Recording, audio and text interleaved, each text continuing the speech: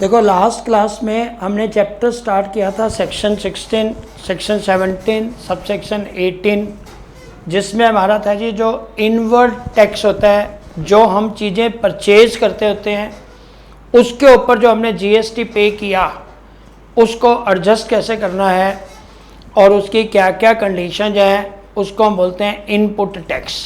जो हमने इनपुट के लिए अपने प्रोडक्शन से पहले जो जो रॉ मटेरियल ख़रीदा, जो जो इनपुट ख़रीदा, या मान लो मेरी ट्रेडिंग है तो मैंने जो चीज़ परचेज की उसके ऊपर जो मैंने जीएसटी पे किया उसके क्रेडिट को मैं क्या बोलूँगा, इनपुट टैक्स क्रेडिट। उसको कैसे अवेल करना है वो हमने लास्ट क्लास में करने की कोशिश की थी। और उससे पहले मैं दो छोटी आपको बात बताता हूँ। सबसे पहली बात यह है कि 15 जुलाई को हमारे institute of chartered accountant of India ने एक नोटिफिकेशन निकाला। उसमें एक तो आपका एग्ज़ाम्स के बारे में दिया हुआ है कि एग्ज़ाम्स की डेट्स क्या हैं, शेड्यूल क्या है, उससे मेरे को कोई कंसर्न नहीं है, वो अच्छी बात है, आपको पता चल गया। दूसरी बात है उन्होंने सिलेबस के बारे में कुछ दिया हुआ है कि उस सिलेबस में कहाँ रिडक्शन हुई है।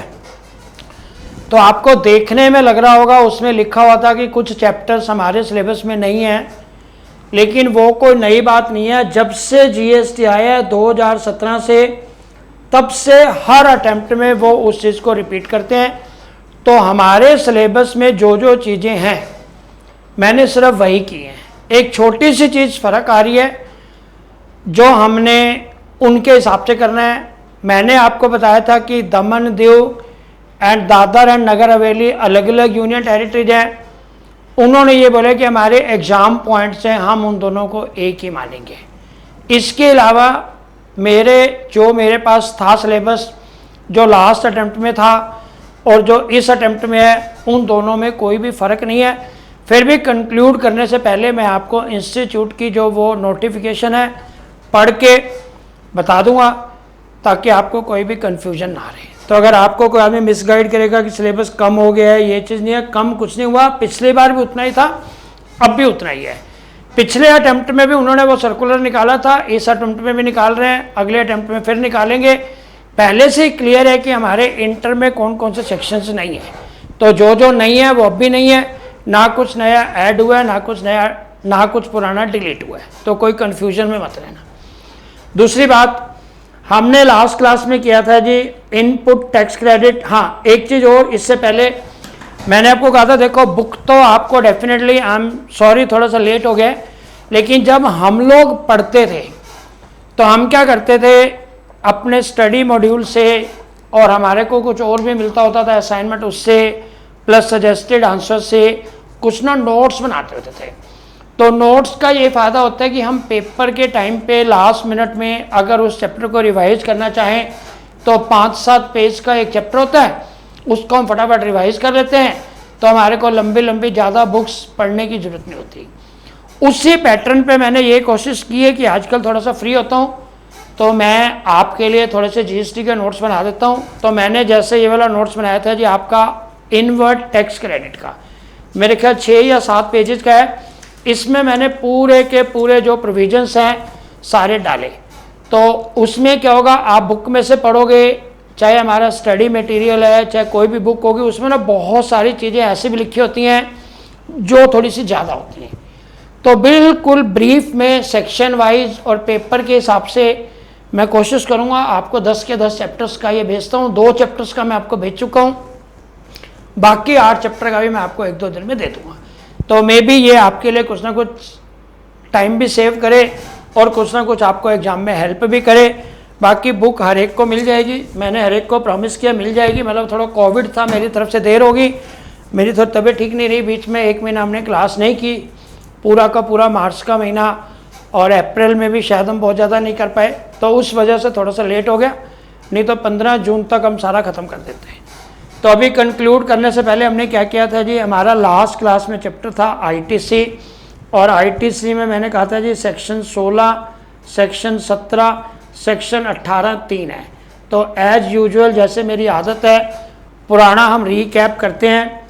सेक्शन 16 सब सेक्शन 1 क्या था, वो कहता था एलिजिबिलिटी, एलिजिबिलिटी का मतलब वो कहता था जी नंबर 1 आईटीसी तब मिलेगा वो रजिस्टर्ड पर्सन होना चाहिए।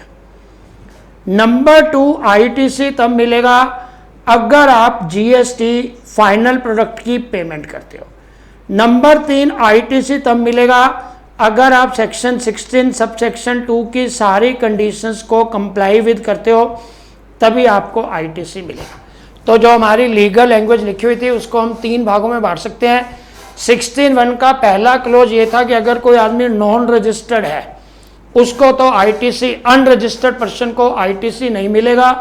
Unregistered person is not eligible for any type of ITC. दूसरी बात है, अगर आप फाइनल गुड्स पे जीएसटी पे नहीं करते हो तो उस केस में आपको आईटीसी नहीं मिलेगा। तीसरी बात है, 16(2) की सारी कंडीशंस को सेटिस्फाई करोगे तब आपको आईटीसी मिलेगा। सेक्शन 16 सब सेक्शन 2 की कंडीशंस क्या थी जी? 4 कंडीशन थी। पहली कंडीशन ये थी कि जो आपने इनपुट लिया उसकी इनवॉइस आपके पास होनी चाहिए। जब आपने रॉ मटेरियल खरीदा, जब आपने माल परचेज किया, आपके पास इनवॉइस होना जरूरी है। नंबर 2 मैंने आपको बोला था जी, इनवॉइस के साथ साथ क्या होता है, गुड्स आपको रिसीव हो चुका है। मान लो गुड्स ट्रांजिट में है या भी सप्लायर के पास पड़ा हुआ है तो आपको आईटीसी नहीं मिलेगा। थर्ड वाली बात मैंने बोली थी, जो आपका सप्लायर है जिससे आपने माल लिया है उसने जीएसटी पेमेंट कर दिया है। और फोर्थ वाली बात ये थी कि उसने जो जीएसटी की रिटर्न होती है, गवर्नमेंट को जो हम रिटर्न देते हैं GSTR 1, वो भी सबमिट कर दिया है, जिसमें ये सब्सटेंशिएट होगा कि आपने उससे माल खरीदा। अगर ये 4 कंडीशंस पूरी होती हैं तो आप जीएसटी क्लेम कर सकते हो। अब सेक्शन 16 सब सेक्शन 2 आईटीसी तभी क्लेम करोगे अगर ये 4 कंडीशन होगी। तो सेक्शन 16 सब सेक्शन 2 के कुछ प्रोविजंस थे और प्रोविजन नंबर 1 ये था, अगर आपने बल्क में माल खरीदा है और इंस्टॉलमेंट में लॉट्स में डिलीवरी ली है तो जब तक आपको आखिरी लॉट नहीं मिलेगा तब तक आप आईटीसी क्लेम नहीं कर सकते। सेकंड वाली बात यह थी कि अगर मान लो आप किसी भी बिल का आईटीसी क्लेम करना भूल गए हो, आप आईटीसी क्लेम नहीं कर पाए, तो मैक्सिमम कब कर सकते हैं जिसको, या तो नेक्स्ट ईयर की जो हमारी सितंबर महीने की 3B रिटर्न जाएगी, मतलब 20 अक्टूबर को, और या फिर जब हमारी एनुअल रिटर्न जाएगी विच एवर इज अर्लियर, उन दोनों में से जो डेट अर्लियर है उस डेट तक आप आईटीसी क्लेम कर सकते हो अगर आपका आईटीसी क्लेम करना रह गया तो। थर्ड बात वो ये कहता था कि अगर मान लो हमने किसी को उधार माल बेचा और उसका जीएसटी भी अपनी जेब से पे किया और वो जो हमारे रिसिपिएंट है उसने हमारे को पेमेंट नहीं की, नॉन पेमेंट का केस है, तो आपने कहा था जी 180 डेज के अंदर हमारा जो जीएसटी डिपार्टमेंट है वो उसको बोलेगा जी या तो 180 डेज में सप्लायर की पेमेंट करो। अगर आप नहीं करते, कोई भी रीजन है, तो जो सप्लायर ने जीएसटी पे किया उसको 180 डेज के बाद जो भी आप 3B रिटर्न फाइल करोगे उसमें जो अपना आप जीएसटी पे करोगे उसके साथ वो वाला आईटीसी भी वापस करना है at the rate of 18% per annum के इंटरेस्ट के साथ। और गवर्नमेंट क्या करेगी जी, जो ये उसने आईटीसी क्लेम किया आपको वापस कर देगी। ये हमने लास्ट क्लास में बहुत कुछ डिस्कस किया था। और फोर्थ वाली बात हमने ये कही थी कि अगर मान लो इसके बाद, इस एग्जाम्पल को ध्यान से समझो जी, मान लो एक्स ने 10 लाख रुपए का माल वाई को बेचा 10 जुलाई 2019 को, क्रेडिट पे बेचा, वाई ने इसको पेमेंट नहीं किया, इस पे 12% का जीएसटी था, 1,20,000 का जीएसटी ये भी एक्स ने अपनी जेब से पे कर दिया और 11,20,000 रुपए अब वाई ने एक्स के देने हैं 11,20,000 में। अब जब इसने पेमेंट मांगी तो वाई ने मना कर दिया अब गवर्नमेंट क्या कहेगी जी, 180 डेज के बाद 10 जुलाई 2019 से 180 डेज, 180 डेज को 6 महीने मत मानना, तो जुलाई के दिन हो गए जी हमारे 22, अगस्त के दिन हो गए 31, सितंबर के दिन हो गए 30, अक्टूबर के दिन भी हो गए जी 31, नवंबर के दिन भी हो गए जी 30। ये हो गया जी 2 3 4 3 6 9 3 12 2 14, 144। और दिसंबर के भी दिन अगर हम मानते हैं 31, तो ये कितना हो गया जी 175 डेज।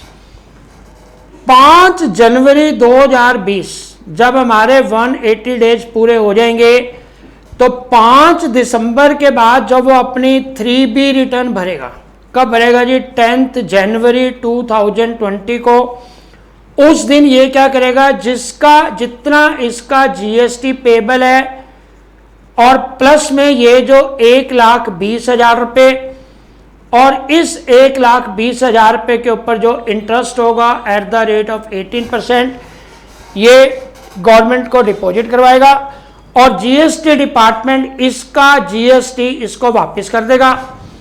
वो कहेगा जी पेमेंट के लिए हमारी कोई जिम्मेदारी नहीं है, लेकिन जो GST आपने अपनी जेब से दिया था वो आपको वापस मिल जाएगा। अब प्रॉब्लम ये होगी कि अब इसको पेमेंट अभी पेंडिंग है, एक्स ने अभी वाई से 10 लाख रुपए लेने हैं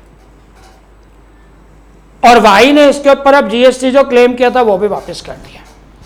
अब हमारा प्रोविजन ये कहता है कि मान लो ये इसमें से 8 लाख रुपए इसको वापस कर देता है, 1 महीने बाद, 2 महीने बाद, 3 महीने बाद, 4 महीने बाद, तो इस 8 लाख के ऊपर जो ITC होगा वो क्लेम कर सकते हैं। जैसे जैसे पेमेंट करता जाएगा वैसे वैसे अपना ITC क्लेम करता जाएगा, उसके लिए कोई टाइम लिमिट नहीं है। जैसे जैसे वो अपने सप्लायर को पेमेंट करेगा वैसे वैसे वो इसको ITC को क्लेम कर सकते हैं। इसके बाद एक छोटी सी प्रॉब्लम ये थी, वो शायद हम डिस्कस नहीं कर पाए थे उस दिन। अब मैं आपको ये कहता हूं जी, इसको ना बिल्कुल ध्यान से देखना चाहिए। कोई एक्स रिसिपिएंट है, हैड परचेज्ड, मैंने क्या किया जी, एक माल खरीदा वाई से 10 लाख रुपए का, ये खरीदा जी मैंने 15 जून 2019 का। एक माल मैंने खरीदा है जेड से 12,50,000 रुपए का, ये खरीदा है जी 30 जून 2019 को। एक मैंने माल खरीदा है जी आर से, वो भी खरीदा है जी 15 लाख का और वो भी खरीदा है जी 30 जून 2019 को। मैंने जो टोटल माल खरीदा है 37,50,000 रुपये का माल खरीदा है, इसके ऊपर मान लो 12% GST था, 37,50,000 रुपये 12% GST था, 4,50,000 रुपये का मैंने GST पे किया। चाहे मान लीजिए मेरा CGST SGST है या जो भी है, आधा आधा हो जाएगा ना, CGST है तो 2,25 हो जाएगा, 2,25 हो जाएगा। टोटल मिला के मैंने 42 लाख रुपए का माल खरीदा। अब ये 4,50,000 रुपये मैं ITC क्लेम कर सकता हूं अगर मैं सेक्शन 16(1) और सेक्शन 16(2) की सारी कंडीशंस को सेटिस्फाई कर रहा हूं तो। अब प्रॉब्लम ये आती है कि आर ने अपना रिटर्न नहीं भरा, आर को GSTR 01 भरना चाहिए था, उसने नहीं भरा। कब भरनी चाहिए थी उसको? 11 जुलाई 2019 को उसको GSTR 1 भरनी चाहिए थी, उसने नहीं भरी। अब क्योंकि उसने रिटर्न नहीं भरी, इसका मतलब यह है कि मुझे इसके ऊपर GST मिल नहीं सकता। अब हमारी गवर्नमेंट क्या कहती है? वो कहती है देखो जी, आपने टोटल माल कितने का खरीदा? 10 लाख रुपए का ये, 12,50,000 रुपए का ये और 15 लाख रुपए का ये। इन दो आदमियों से आपने कितने का माल खरीदा? 22,50,000 का। और 22,50,000 के ऊपर आपने कितना GST पे किया था? वो किया था जी 2,70,000। इसको कितना GST पे किया था? 1,80,000 रुपये। अब मेरा जो टोटल ITC बनता है वो बनता है 4,50,000 रुपये का। लेकिन हमारे सेक्शन 16 सबसेक्शन 2 ये कहता है अगर हमारे सप्लायर ने रिटर्न नहीं भरा तो हम जीएसटी क्लेम नहीं कर सकते। अब इस केस में मुझे क्या करना चाहिए? पहली बात तो मैं अपने सप्लायर को फॉलो करता रहूँगा, भैया रिटर्न भर दो क्योंकि मुझे आईटीसी लेना है, रिटर्न भर दो मुझे आईटीसी लेना है। मान लो ये रिटर्न नहीं भरता तो मेरे पास क्या ऑप्शन है, इसको भी आप ध्यान से समझना, इसलिए मैंने लैंग्वेज लिखने की जगह एग्जाम्पल किया। अब हमारा प्रोविजन ये कहता है कि जितने लोगों ने रिटर्न भर दी वो तो पूरा का पूरा आईटीसी मिलेगा ही मिलेगा। जिसने रिटर्न नहीं भरी या तो 20% ऑफ एलिजिबल आईटीसी, कितना हो गया जी 54,000 रुपये, या जो नहीं भरा 1,80,000, which average higher, sorry which average lower, कितना हो गया जी 54,000। तो मैं 54,000 का और आईटीसी क्लेम कर सकता हूं। ये हो गया जी मेरा 3,24,000। और बाकी जो मेरा 80% आईटीसी है वो मैं तभी क्लेम करूंगा जब ये पार्टी रिटर्न फाइल करेगी। अगर मेरा सप्लायर रिटर्न फाइल नहीं करेगा तो इसका मतलब है मैं उसका आईटीसी क्लेम नहीं कर सकता। वो मैं तभी क्लेम करूंगा जब वो अपनी आईटीआर फाइल करेगा। अब दूसरी बात यह है, अब ये वाला रेट रिड्यूस होके हो गया 10%, पहले 20% था। एक्ट में लिखा हुआ था ITC claimed can not exceed 120% of total invoices uploaded. हमारे सप्लायर्स ने जितनी रिटर्न्स को अपलोड कर दिया है उसका मैक्सिमम 20% हम और आईटीसी क्लेम कर सकते हैं इन case of non submission of return, non filing of return. अब एक छोटी सी बात और देखो जी, फॉर एग्जाम्पल वो कहते हैं जी in the month of October X ने कौन कौन सा परचेज किया माल। मान लीजिए जी 3 अक्टूबर को हमने 4 लाख का माल परचेज किया, इस पे जीएसटी पे किया जी 48,000, टोटल हमने पेमेंट किया जी 4,48,000। 10/10/2019 को मैंने 6 लाख का माल परचेज किया और 12,72,000 रुपये का जीएसटी पे किया, 6,72,000 रुपये का पेमेंट किया। मान लीजिए 15/10/2019 10 लाख का माल परचेज किया और 12% जीएसटी पे किया, 11,20,000 रुपये का पेमेंट किया। मान लो जी 24/10/2019 को मैंने 8 लाख रुपए का माल परचेज किया, 96,000 का जीएसटी पे किया, टोटल 8,96,000 रुपये पे किया। अब वो कह रहे जी ये जो पहले वाला सप्लायर है, मान लो ये पी से माल लिया, क्यू से लिया, आर से लिया, एम से लिया। देखो मैं एग्जाम्पल से क्यों समझा रहा हूं ताकि आपको बिल्कुल अच्छी तरह चीज क्लियर में आए। आर ने जीएसटीआर 1 फाइल कर दिया और टैक्स भी पे कर दिया, क्यू ने टैक्स भी पे कर दिया और रिटर्न भी फाइल कर दिया। आर ने रिटर्न फाइल नहीं किया, रिटर्न नहीं फाइल किया तो उसने टैक्स पे किया या नहीं किया उसके बारे में हमारे को कोई इंफॉर्मेशन नहीं दी। एम ने भी रिटर्न फाइल कर दिया, टैक्स पे कर दिया। अब वो कह रहे हैं what is the maximum eligible ITC for mister x in the month of अक्टूबर। अब देखो जी ये आईटीसी मैं क्लेम कर सकता हूं क्योंकि सेक्शन 16 सबसेक्शन 2 कहता है मेरे पास इनवॉइस भी है, मेरी फैक्ट्री में माल भी आ चुका है, मेरे सप्लायर ने रिटर्न भी फाइल कर दी, उसने टैक्स भी पे कर दिया, तो 48,000 रुपये ये मैं क्लेम कर सकता हूं। 48,000 रुपये प्लस इसने रिटर्न भी फाइल कर दी और टैक्स भी पे कर दिया, 72,000 रुपये मैं क्लेम कर सकता हूं। इस आदमी ने ना रिटर्न फाइल की और ना ही टैक्स पे किया, ये मैं क्लेम नहीं कर सकता। इसने रिटर्न भी फाइल कर दी, टैक्स भी पे कर दिया, 96,000 रुपये ये हो गए जी।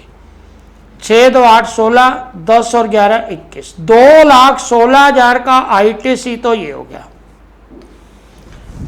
अब हमारा एक्ट कहता है या तो इसका 20% 43,200 या एक्चुअल जीएसटी 1,20,000 विच एवरेज लेस 43,200, ये वाला 43,200 रुपया, तो 2 लाख कितना हो गया जी 59,200। तो मैं अक्टूबर महीने में 2,59,200 रुपये का टोटल आईटीसी क्लेम कर सकता हूं। अगर सप्लायर ने रिटर्न नहीं भरी, अगर सप्लायर ने टैक्स पे नहीं किया, तो मेरे को आईटीसी नहीं मिलेगा। तो हमने लास्ट क्लास में भी किया था जी, सेक्शन 16 सबसेक्शन 2 क्या कहता है। नंबर 1 तो हमारे पास इनवॉइस होना जरूरी है।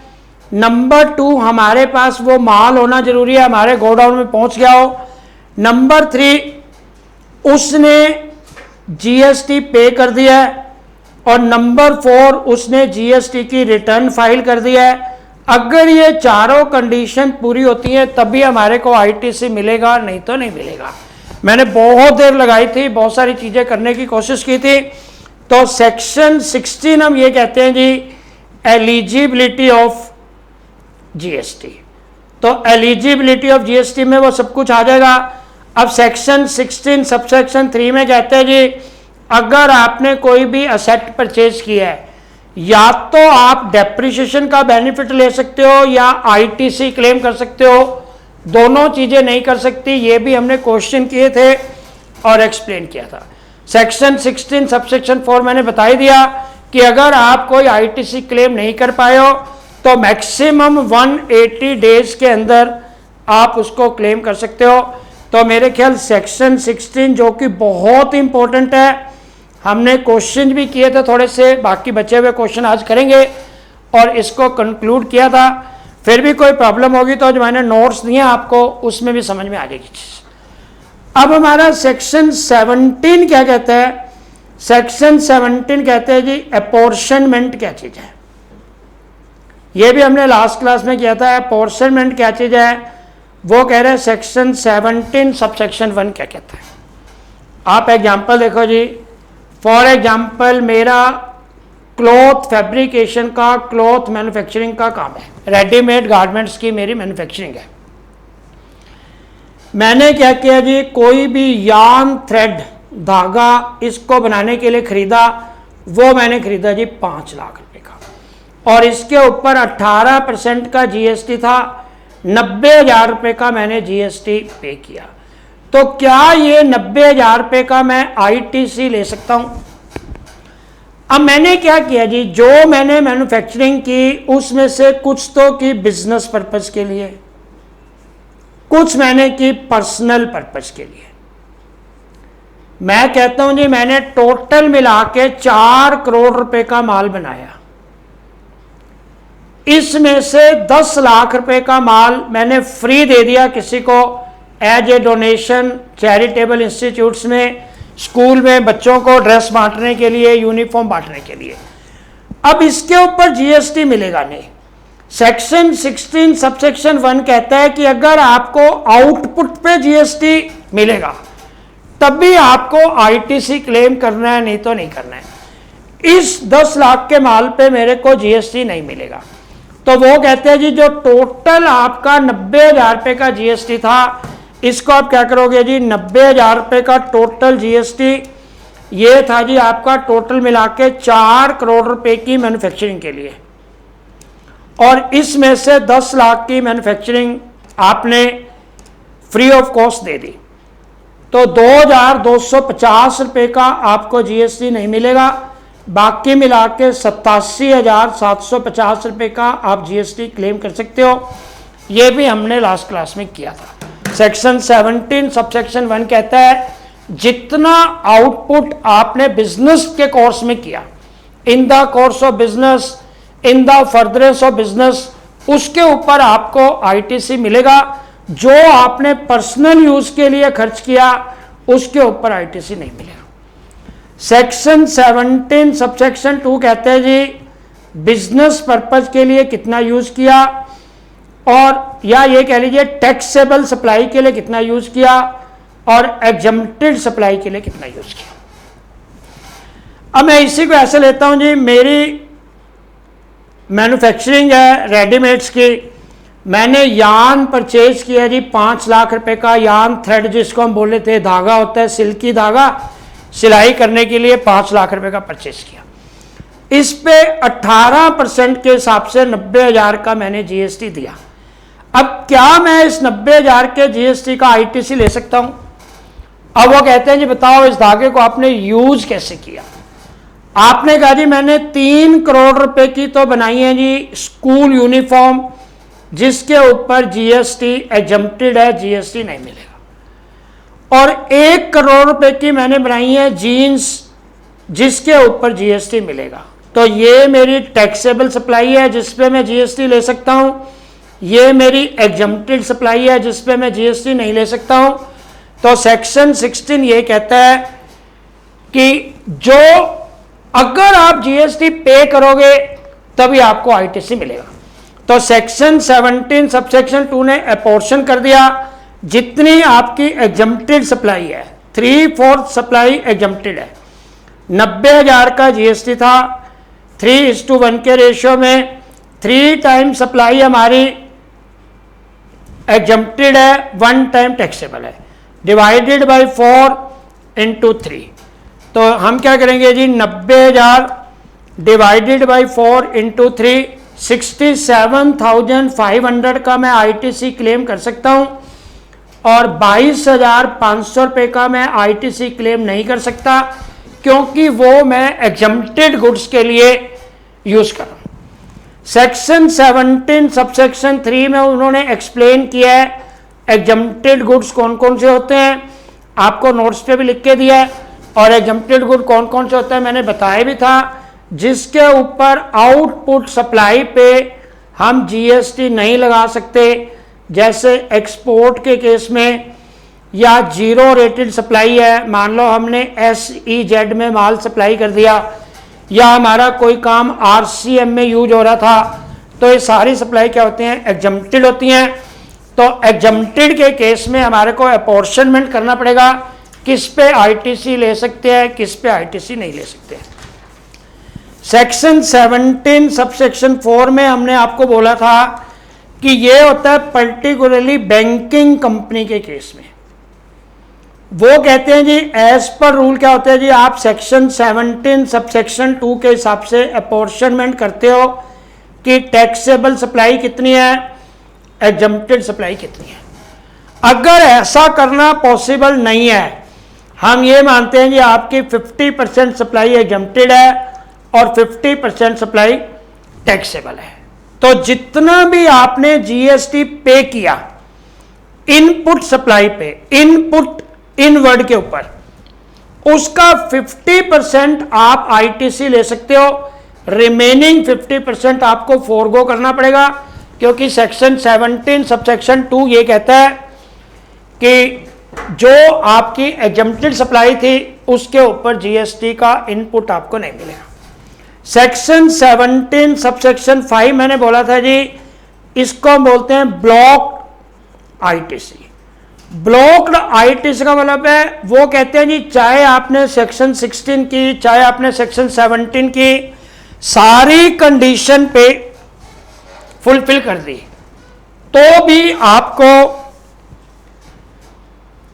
आईटीसी नहीं मिलेगा। वो कौन कौन सी होती है जी, जैसे मैंने आपको लिस्ट तो दे ही दिया है। सबसे पहले हमने बोला जी मोटर व्हीकल, और जीएसटी में मोटर व्हीकल का मतलब होता है जी कोई भी ऐसी व्हीकल जिसमें ड्राइवर इंक्लूड करके 13 से ज़्यादा पैसेंजर्स नहीं बैठ सकते, उसको हमने मोटर व्हीकल्स में इंक्लूड किया। वो कहते हैं जी अगर आपने मोटर व्हीकल परचेज किया, मैंने लास्ट क्लास में भी एग्जांपल दिया था, मान लो 50 लाख का हमने कोई कार परचेज किया, कोई मोटर व्हीकल परचेज किया, 18% के हिसाब से 9 लाख रुपए का जीएसटी दिया, तो सेक्शन 17 सब सेक्शन 5 कहते हैं इस जीएसटी के ऊपर आईटीसी ब्लॉक है, आईटीसी नहीं मिलेगा। केवल एंड केवल 3 केसेस में आईटीसी मिलेगा।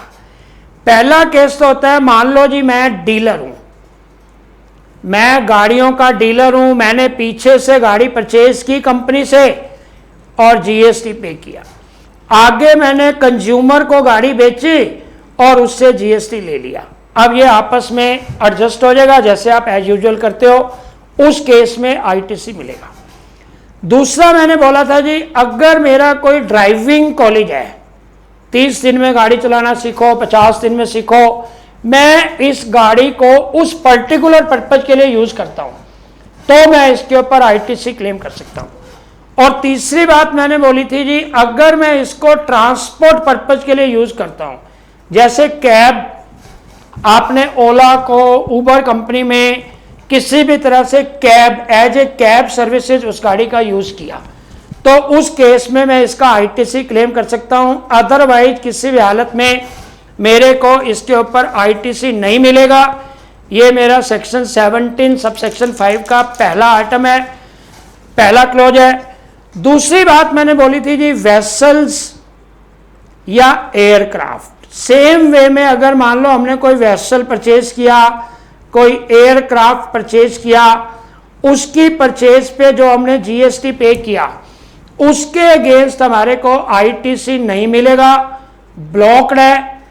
केवल इन्हीं 3 चीजों के लिए मिलेगा, या तो हम डीलर हैं, पीछे से गाड़ी खरीद के आगे बेच दी तो हम आईटीसी ले सकते हैं। दूसरी बात है, अगर हमारा कोई ड्राइविंग कॉलेज है, हम मान लो एयरक्राफ्ट की ट्रेनिंग देते हैं, एयरक्राफ्ट उड़ाना सिखाते हैं, तो ड्राइविंग कॉलेज के केस में मेरे को इस पे आईटीसी मिलेगा। और तीसरी बात है जी, अगर मैं इसको ट्रांसपोर्टेशन के लिए यूज करता हूं, कमर्शियल ट्रांसपोर्टेशन, पैसेंजर्स के लिए, गुड्स के लिए कमर्शियल ट्रांसपोर्टेशन में यूज करता हूं, उसके अलावा किसी भी केस में मेरे को आईटीसी नहीं मिलेगा। थर्ड मैंने बोला था जी, इन दोनों की अगर हम सर्विसेज करवाते हैं, इनका इंश्योरेंस पे करते हैं, या इनकी किसी भी तरह की कोई भी रिपेयर वगैरह करवाते हैं, उसके ऊपर जो जीएसटी पे करते हैं वो भी ब्लॉक्ड है, और वो भी केवल इन 3 केसेस में हमारे को आईटीसी मिलेगा, अदरवाइज नहीं मिलेगा। इसके अलावा आपने लिखा था जी, मान लो हम अपने ऑफिस में कोई पार्टी करते हैं, फूड है, बेवरेजेज है, तो हमने अपने ऑफिस स्टाफ के लिए, अपने डीलर्स के लिए, अपने डिस्ट्रीब्यूटर्स के लिए, अपने सारे जो भी हमारे मेन कंज्यूमर्स थे, उनके लिए हमने कोई भी पार्टी किया, 10 लाख रुपए का खर्चा किया, उसके ऊपर 1,80,000 रुपये का जीएसटी दिया, तो इस जीएसटी पे मेरे को कोई भी आईटीसी नहीं मिलेगा। केवल एक ही केस में मिलेगा, अगर मैं फर्दर सेम सप्लाई ले रहा हूं तब मेरे को मिलेगा। अगर मैं कैटरिंग कर रहा हूं, पीछे भी कैटरिंग की कोई सर्विसेज ले रहा हूं, आगे भी कैटरिंग की सर्विसेज दे रहा हूं, उस केस में मिलेगा। 5वां मैंने बोला था जी, अगर हमारा कोई भी गुड्स लॉस्ट हो गया, स्टोलन हो गया, डिस्ट्रॉयड हो गया, इस केस में भी हमारे को जीएसटी के ऊपर कोई भी इनपुट नहीं मिलेगा। मान लो मैं कोई आइटम खरीद के लाया, रॉ मटेरियल खरीद के लाया 10 लाख रुपए का, और उसके ऊपर 1,20,000 रुपये का जीएसटी पे किया, इसके ऊपर मुझे आईटीसी मिलना चाहिए 1,20,000 रुपये, लेकिन ये माल मेरा चोरी हो गया। अगर ये मेरा माल चोरी हो गया, अगर ये मेरा माल डिस्ट्रॉय हो गया, अगर ये मेरा माल रास्ते में लुट गया, लॉस्ट हो गया, तो उस केस में मेरे को इसके ऊपर आईटीसी नहीं मिलेगा। स्क्रीन दिखाना। तो उसके ऊपर मेरे को आईटीसी नहीं मिलेगा। छठी बात मैंने आपको ये बोली थी, अगर मेरा कोई भी गुड कॉन्फिस्केटेड हो जाता है, कॉन्फिस्केटेड का मतलब है कि मैंने कोई नॉर्म्स फॉलो नहीं किए, मेरा 40 लाख का माल था, मैंने इसके ऊपर 4,80,000 रुपये का 12% के हिसाब से जीएसटी पे किया, ये मैं इनपुट क्लेम करने वाला था, लेकिन ये वाला माल मेरा पकड़ा गया क्योंकि मैंने एक ई-वे बिल को फॉलो नहीं किया, मैंने नॉर्म्स फॉलो नहीं किए, तो ये मेरा माल गवर्नमेंट ने जब्त कर लिया, कॉन्फिस्केट कर लिया। तो उस केस में इस माल के ऊपर भी मेरे को आईटीसी नहीं मिलेगा। तो सेक्शन 17 सब सेक्शन 5 में मैंने थोड़ी थोड़ी जो मेन आएंगी पेपर में, मैंने आपको दोबारा से भी रिवाइज किए हैं। तो सेक्शन 16 ये कहता है what is the eligibility of ITC. Section 17 कहता है व्हाट इज द अपॉर्शनमेंट, कितने पोर्शन पे मिलना चाहिए, कितने पोर्शन पे नहीं मिलना चाहिए, इतना काम हमने लास्ट क्लास में किया था। अब हमारा मेन होता है जी सेक्शन 18। सेक्शन 18 कहते हैं जी ITC in some special circumstances. Special circumstances, इसको थोड़ा सा ध्यान से समझना क्योंकि इसमें से भी क्वेश्चन आने के चांसेस रहते हैं। Special circumstances, what is the special circumstances? Section 18(1)(a). 18(1)(a) क्या कहते हैं जी? मैं ये कहता हूं जी, मान लो कोई आदमी अनरजिस्टर्ड है और वो अपनी मर्जी से रजिस्ट्रेशन करवाना चाहता है। कोई आदमी अनरजिस्टर्ड है, वो अपनी मर्जी से रजिस्ट्रेशन करवाना चाहता है अंडर सेक्शन 25 सब सेक्शन 3, जिसको बोलते हो जी वॉलेंट्री रजिस्ट्रेशन।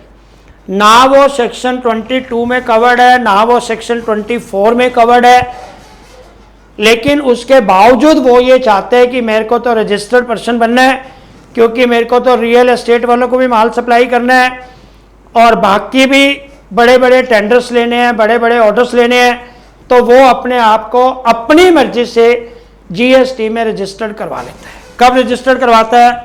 वो करवाते हैं जी मान लो 10 अक्टूबर 2019 को। हमारा साल कब शुरू हुआ था जी? 1/4/2019 को। जैसे ही वो रजिस्टर्ड करवा लेगा उस दिन देखो जी उसको आईटीसी कैन बी क्लेम्ड। किस किस चीज पे आईटीसी मिलेगा लिखा हुआ मैं दे देता हूं, लेकिन पहले अंडरस्टैंड कर लीजिए।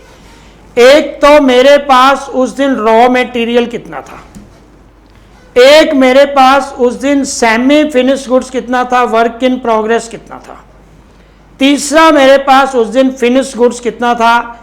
इन तीनों के ऊपर मेरे को आईटीसी मिल जाएगा।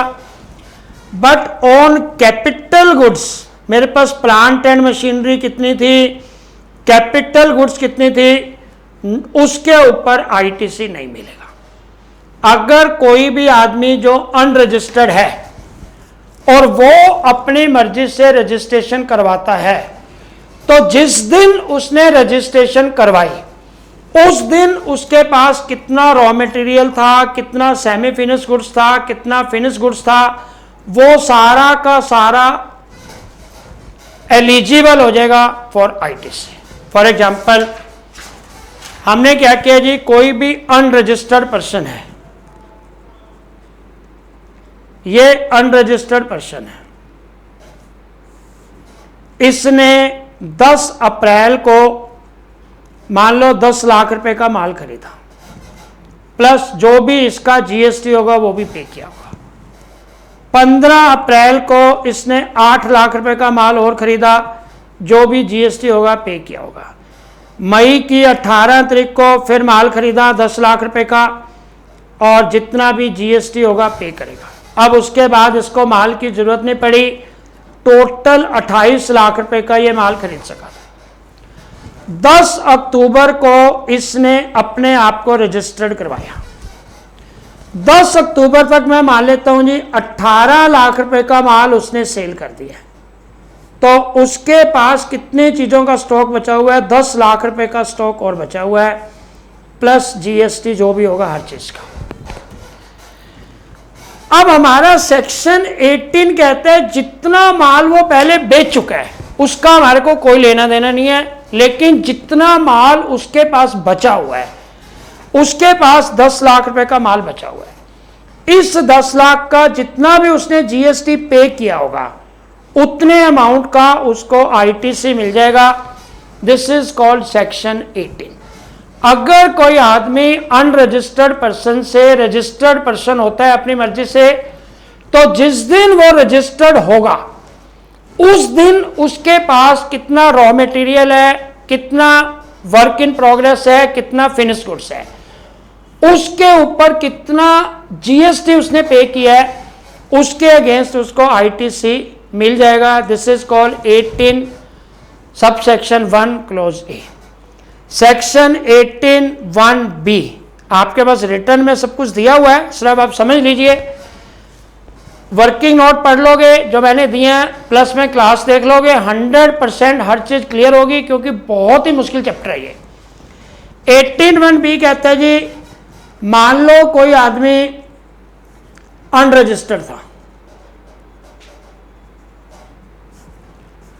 अब उसकी रजिस्ट्रेशन कंपलसरी होगी अंडर सेक्शन 22 या सेक्शन 24।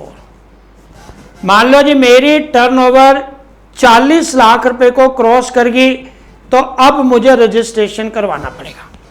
और ये कब क्रॉस करेगी जी, मेरी मान लो 10 नवंबर 2019 को मेरी टोटल टर्नओवर 40 लाख को क्रॉस करेगी। तो जब मेरी 40 लाख को क्रॉस करेगी, इसका मतलब है इस डेट को मेरी रजिस्ट्रेशन ड्यू होगी। और मैंने आपको बोला था विद इन 30 डेज आपको रजिस्ट्रेशन के लिए अप्लाई करना है, 7 दिन के अंदर रजिस्ट्रेशन आ जाएगा। तो जिस दिन आप ड्यू हुए हो उस दिन से आपका रजिस्ट्रेशन इफेक्टिव मान लिया जाएगा। Section 18 sub section 1 close B ये कहता है उस दिन आपके पास कितना रॉ मटेरियल पड़ा हुआ है, कितना वर्क इन प्रोग्रेस पड़ा हुआ है और कितना फिनिश गुड्स पड़ा हुआ है, उसके ऊपर जितना भी आपने जीएसटी पे किया उसके अगेंस्ट आपको आईटीसी मिल जाएगा। और जितना आप ऑलरेडी कंज्यूम कर चुके हो, जैसे मैंने पहले बोला, उसके ऊपर आपको कोई भी, वो तो हो गया, past is past, nothing can be done. लेकिन फ्यूचर के लिए क्या होगा, आप अब रजिस्टर्ड पर्सन हो गए, जब आप माल बेचोगे तो जीएसटी लोगे, और जब पीछे जीएसटी जमा करवाओगे तो ये आईटीसी आप क्लेम कर सकते हो। लेकिन कैपिटल गुड्स के ऊपर आपको कोई भी आईटीसी नहीं मिलेगा, क्योंकि कैपिटल गुड्स का आईटीसी आप क्लेम नहीं कर सकते। Section 18(1)(c section 18 sub section 1 close C ये क्या कहता है, ये कहते हैं जी पहले आपकी सप्लाई थी एग्जम्प्टेड, अब आपकी सप्लाई होगी टैक्सेबल। पहले आपकी सप्लाई थी एग्जम्प्टेड, अब आपकी सप्लाई होगी जी टैक्सेबल। आप क्या लिखोगे जी, if exempted supply has become taxable. तो नेचुरल सी बात है जी, अब आपको आगे से क्या करना पड़ेगा, क्योंकि आपकी सप्लाई एग्जम्प्टेड होगी, आपका जो फिनिश्ड गुड्स है, जो आपका फिनिश्ड आउटपुट है, उसके ऊपर आप लोगों से जीएसटी चार्ज करोगे। और जब लोगों से जीएसटी चार्ज करोगे तो आपको आईटीसी भी मिलेगा उस डेट के बाद से। मान लीजिए जी आप सेम लगा लीजिए जी, रेडीमेड गारमेंट्स, रेडीमेड्स की मैन्युफैक्चरिंग करते थे और पहले आप यूनिफॉर्म बनाते थे 1 अप्रैल 2019 से लेके 10 अक्टूबर 2019 तक आपने यूनिफॉर्म बनाई। अब आपको यूनिफॉर्म का ऑर्डर बंद हो गया, अब आपको किसी कंपनी का जीन्स का, टी शर्ट बनाने का ऑर्डर मिल गया। इसका मतलब है यहां तक आपकी सप्लाई एग्जम्प्टेड थी। अब 11 अक्टूबर 2019 से लेके 31 मार्च 2020 तक आप जो भी सप्लाई करोगे वो आपकी टैक्सेबल सप्लाई है। और सेक्शन 17 सबसेक्शन 2 क्या कहते हैं जी, टैक्सेबल सप्लाई के ऊपर आपको आईटीसी मिलेगा। किस किस चीज का मिलेगा, नंबर 1 जितना आपके पास रॉ मटेरियल पड़ा हुआ था उसका मिलेगा। नंबर 2 जितना आपके पास सेमी फिनिश गुड्स पड़ा हुआ था जिसका वर्क इन प्रोग्रेस बोलते हो उस पर मिलेगा। नंबर 3 जितना आपके पास फिनिश गुड्स पड़ा हुआ था उसके ऊपर मिलेगा। नंबर 4 वो कहते हैं जी इस केस में कैपिटल गुड्स के ऊपर भी आपको आईटीसी मिलेगा। फॉर एग्जाम्पल मान लो जी मेरे पास 11 तारीख को इस केस में रॉ मटेरियल पड़ा हुआ था 4 लाख रुपए का और सेमी फिनिश गुड्स पड़ा हुआ था 2 लाख रुपए का। फिनिश गुड्स पड़ा हुआ था 3 लाख रुपए का, और मेरी जो प्लांट एंड मशीनरी है वो मेरे पास थी, जो मैंने परचेज की थी 1 अप्रैल 2019 को। कितने की परचेज की थी जी? 20 लाख रुपए की परचेज की थी मैंने। मान लो एक 20 लाख रुपए की प्लांट परचेज की, कुछ मैंने धागे परचेज किए, कुछ मैंने कपड़ा परचेज किया, कुछ मैंने बाकी रॉ मटेरियल परचेज किया, और मैंने ये बोला जी मैं तो रेडीमेड गारमेंट्स की मैन्युफैक्चरिंग करूँगा, मेरे को डीपीएस स्कूल का और डिफरेंट बाल भारती स्कूल का, कुछ स्कूल का यूनिफॉर्म का काम मिल गया। अब यूनिफॉर्म के ऊपर जीएसटी लगता नहीं है, तो मैंने क्या किया जी, मैं यूनिफॉर्म बनाता था और स्कूल्स वगैरह में सप्लाई कर देता था और मेरे को पेमेंट मिल जाती थी, काम खत्म। ना मेरा कुछ जीएसटी में जो मैं इनपुट, जो मैं रॉ मटेरियल खरीदने के ऊपर जीएसटी दे के आया, जो मैं कैपिटल गुड्स के ऊपर जीएसटी दे के आया, इसके ऊपर मेरे को कोई भी आईटीसी नहीं मिलता था, क्योंकि सेक्शन 17 सब सेक्शन 2 कहता है कि जितना आपका एग्जम्प्टेड सप्लाई है उसके ऊपर आपको जीएसटी नहीं मिलेगा। अब क्या हो गया जी, जीन्स, मेरे को अब जीन्स का ऑर्डर मिल गया 11 अक्टूबर 2019 के बाद स्कूल यूनिफॉर्म बनानी बंद। अब मैं सारा का सारा काम करूंगा टेक्सटाइल सप्लाई का। तो 11 तारीख को मेरे पास जो जो रॉ मटेरियल बचा हुआ था, इस 4 लाख पे 2, 6 और 3, 9 लाख पे मान लो 12% मेरा जीएसटी पे किया हुआ था, तो 1,08,000 रुपये का तो मेरे को ये आईटीसी मिलेगा। अब मैं ये वाला आईटीसी क्लेम कर सकता हूं। दूसरी बात है plant. In case of capital goods, capital goods में ये माना जाता है जीएसटी में कि कैपिटल गुड की जो लाइफ होती है वो होती है 5 साल। 5 साल का मतलब होता है 20 क्वार्टर। हर क्वार्टर में 5% का डेप्रिसिएशन काट दीजिए, बाकी हमारे को जीएसटी मिलेगा। फॉर एग्जाम्पल मैंने 1 अप्रैल को 20 लाख की प्लांट खरीदी थी। 1 अप्रैल 2019 को मैंने 20 लाख की प्लांट खरीदी थी। इस पे 2,40,000 रुपये का मैंने जीएसटी भी पे किया था। अब वो कहते हैं जी अप्रैल से लेके अप्रैल मई जून 1 क्वार्टर, जुलाई अगस्त सितंबर दूसरा क्वार्टर, अक्टूबर से लेके मैंने 11 अक्टूबर को, चाहे मैंने 1 दिन यूज किया चाहे मैंने पूरा यूज किया, 3 क्वार्टर का मेरे को डेप्रिसिएशन घटा दीजिए। तो टोटल कितना जीएसटी था? 2,40,000। टोटल मिला के 20 क्वार्टर्स ये प्लांट चलेगी और 3 क्वार्टर यूज कर चुके हैं। तो इसका मतलब है मेरे को बाकी 17 क्वार्टर्स का आईटीसी मिलेगा। टोटल प्लांट मेरी 5 साल चलेगी और 5 साल में 20 क्वार्टर, तो 3 क्वार्टर का मेरे को जीएसटी नहीं मिलेगा इनपुट, क्योंकि मैं 3 क्वार्टर उस प्लांट को यूज कर चुका हूं। तो आईटीसी कितना मिलेगा जी? देख लीजिए, 2,40,000 डिवाइडेड बाय 20 इंटू रिमेनिंग रह जाए 17 क्वार्टर, तो 2,04,000 रुपये का ये वाला आईटीसी, और प्लस में जो मैं इसके ऊपर लगा चुका हूं, मेरे को जो रॉ मटेरियल था इसके ऊपर 1,08,000, तो इतना आईटीसी मेरे को मिलेगा 3,12,000 रुपये का।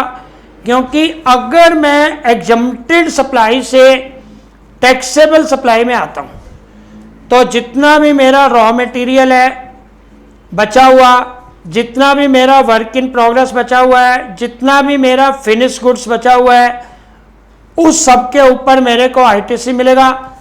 प्लस जितनी मेरी कैपिटल गुड्स बची हुई हैं, मतलब टोटल लाइफ है इनकी 20 क्वार्टर्स, कितने क्वार्टर हमारे यूज हो चुका है उसका आईटीसी नहीं मिलेगा।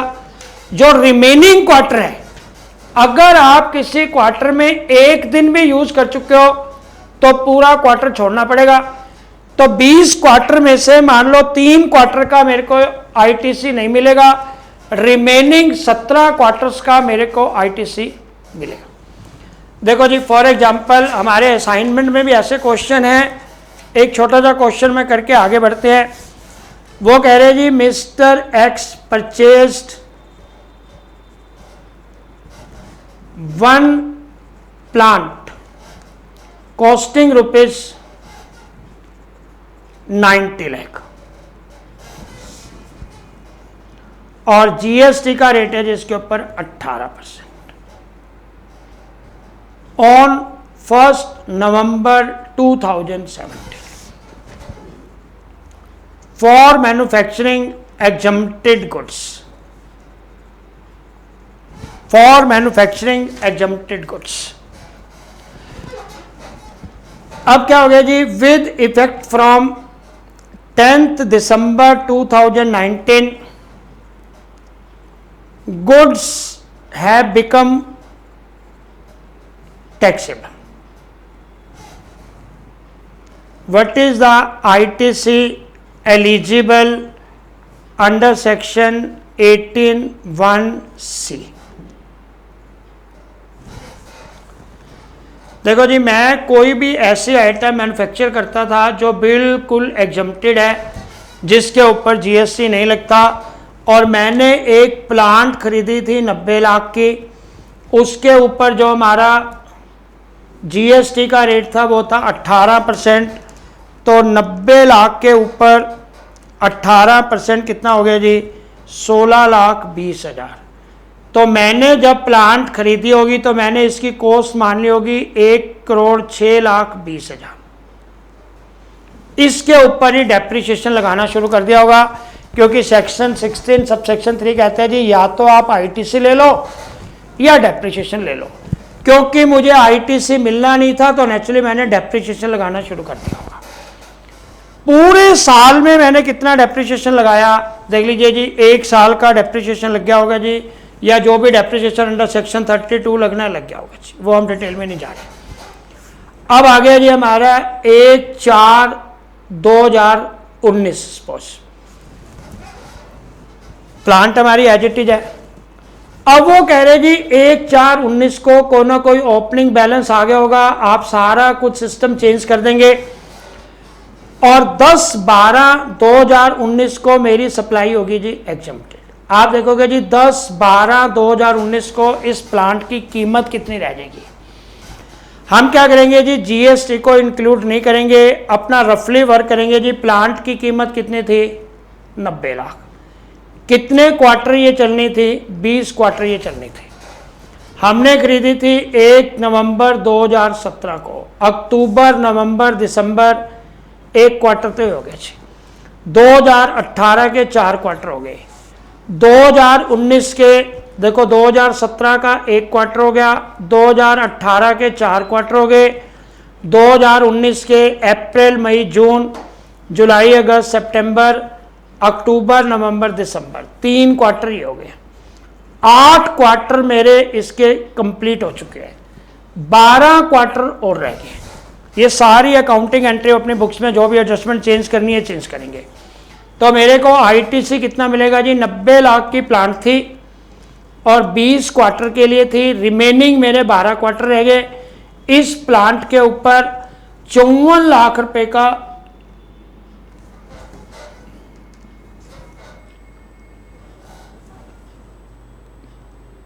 अच्छा 54 लाख रुपए की वैल्यू आ गई और इसके ऊपर 18%। या आप जीएसटी से कैलकुलेट कर लो जी, जीएसटी हमने पे किया 16,20,000 का, ये 20 क्वार्टर के लिए था, तो 12 क्वार्टर के लिए कितना रहेगा। या तो प्लांट की कॉस्ट निकाल लो, आज प्लांट की कॉस्ट बनती है जी 54 लाख, तो 54 लाख पे 18% जो होगा उतना आईटीसी में क्लेम करूंगा। या फिर मैंने जीएसटी था जी मेरा 16,20,000, ये था जी 20 क्वार्टर के लिए और इसमें से मेरे 8 क्वार्टर जा चुके हैं, रिमेनिंग 12 क्वार्टर का हो गया जी 9,72,000। तो 9,72,000 रुपये का मैं आईटीसी क्लेम कर सकता हूं इस कैपिटल गुड्स के ऊपर। तो सेक्शन 18(1)(3) क्या कहता है कि अगर मान लो हम पहले एग्जम्प्टेड गुड्स की सप्लाई करते थे, बाद में हमने टैक्सेबल सप्लाई करनी शुरू कर दी, तो हम आईटीसी के लिए एलिजिबल हो जाएंगे और ये माना जाएगा सेक्शन 18 सब सेक्शन 6 ये कहता है, हम ये मान के चलते हैं हर कैपिटल एसेट 5 साल की लाइफ होती है, 20 क्वार्टर की लाइफ होती है।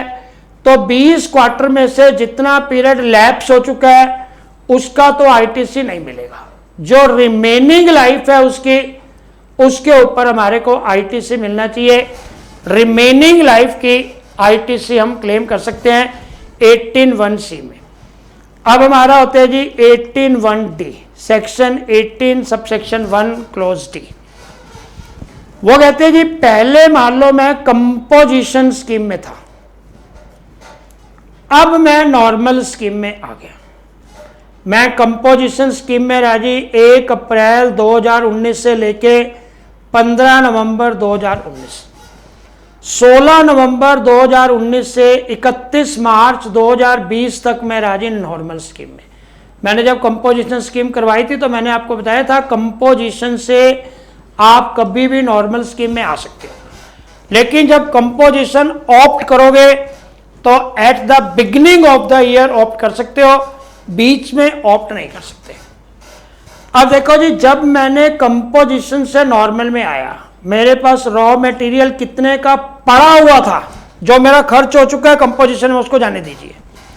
कितने मेरे पास सेमी फिनिश गुड्स बचे हुए थे, कितने मेरे पास फिनिश गुड्स बचे हुए थे, और कितने मेरे पास कैपिटल गुड्स बचे हुए थे, इन सब के ऊपर मेरे को आईटीसी मिलेगा section 18 sub section 1 close D. Section 18 sub section 1 close D ये कहता है अगर हम कंपोजिशन स्कीम से नॉर्मल स्कीम में आते हैं तो हमारे पास उस पर्टिकुलर डेट को on the date of conversion कितना स्टॉक बचा हुआ है, कितना कैपिटल गुड्स बचा हुआ है, उसके ऊपर हमारे को आईटीसी मिलेगा। और जब हम कैपिटल गुड्स का आईटीसी निकालेंगे तो कैलकुलेशन होगी सेक्शन 18 सब सेक्शन 6 के हिसाब से। ये माना जाएगा कि कैपिटल गुड्स की एज है 5 साल, कितनी लैप्स हो चुकी है, उसके ऊपर आईटीसी भी लैप्स हो गया, और जो हमारी रिमेनिंग लाइफ है उसके ऊपर हमारे को आईटीसी मिल जाएगा, that is eligible ITC section 18 sub section 1 clause D. और हम अभी असाइनमेंट भी करते हैं।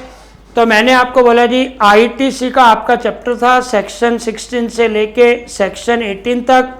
सेक्शन 18 मैंने लास्ट क्लास में नहीं किया था, 16 और 17 पूरा किया था। अभी हम सबसे पहले असाइनमेंट करते हैं, उसके बाद हम अपने नए चैप्टर को स्टार्ट करते हैं।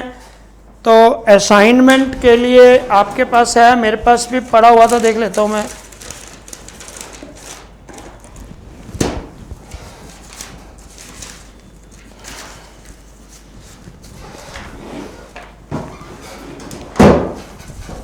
देखो जी ये हमारा असाइनमेंट था, इसमें से अच्छा सॉरी असाइनमेंट यहाँ पे कुछ कागज़ पड़े थे चमन भैया?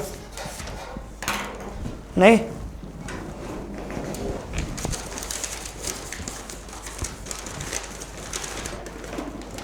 चलो आज तो सर मैं असाइनमेंट लाया नहीं, फिर आपके पास असाइनमेंट है, आप कंप्लीट करने की कोशिश करना, जो रह जाएंगे फिर मैं ही करूँगा कंप्लीट। और सेक्शन 18 के ऊपर थे, जैसे एक आधा क्वेश्चन मैं करके दिखाता हूँ जी।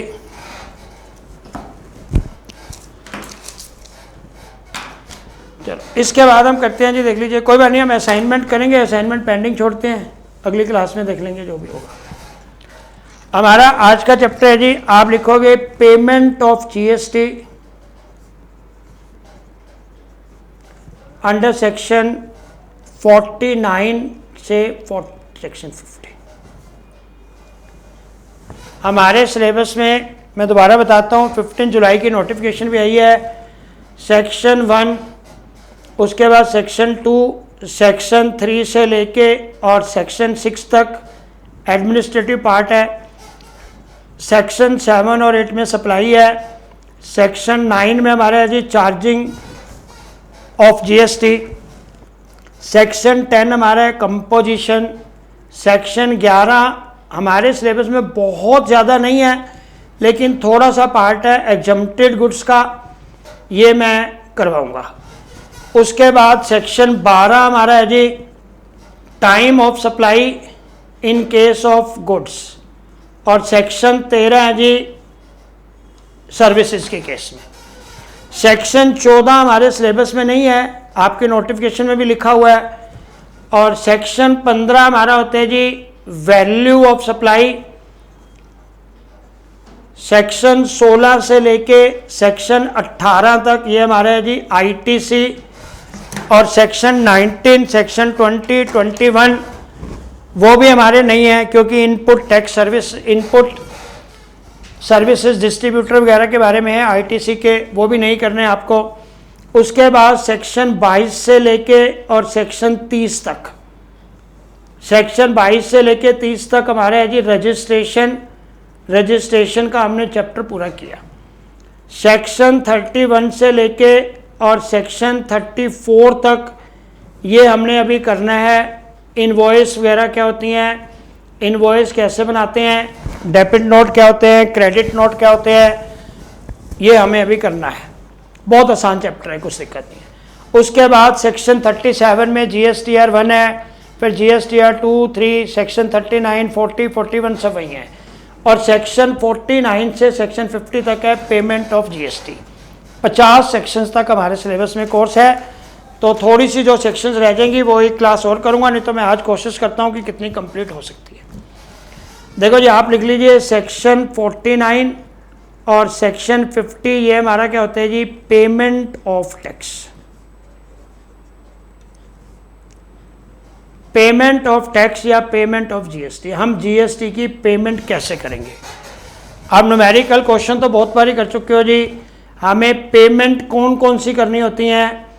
अगर हम इंटर स्टेट करते हैं तो नेचुरली हमारे को आईजीएसटी पे करना होता है, और ये किसका होता है, सेंट्रल गवर्नमेंट को जमा करना होता है। अगर हम इंट्रा स्टेट सप्लाई देते हैं तो या तो हम सीजीएसटी चार्ज करते हैं या हम एसजीएसटी चार्ज करते हैं, और ये हमें किसको देना होता है, सीजीएसटी तो देना होता है जी सेंट्रल गवर्नमेंट को, एसजीएसटी देना होता है स्टेट गवर्नमेंट को। अगर यूटी जीएसटी है तो that is for union territories जो भी है, और बाद में जो सीजीएसटी है वो डिस्ट्रीब्यूट हो जाता है, स्टेट को कितना जाएगा, सेंटर को कितना जाएगा, ये हमने पहले इंट्रोडक्शन की क्लास में किया था। अब इसका पेमेंट कैसे करना होता है, वो कहते हैं कि हमारे को कुछ इलेक्ट्रॉनिक बुक्स मेंटेन करनी होती है। पहले आप समझ लीजिए 3 तरह की बुक्स हम मेंटेन करते हैं।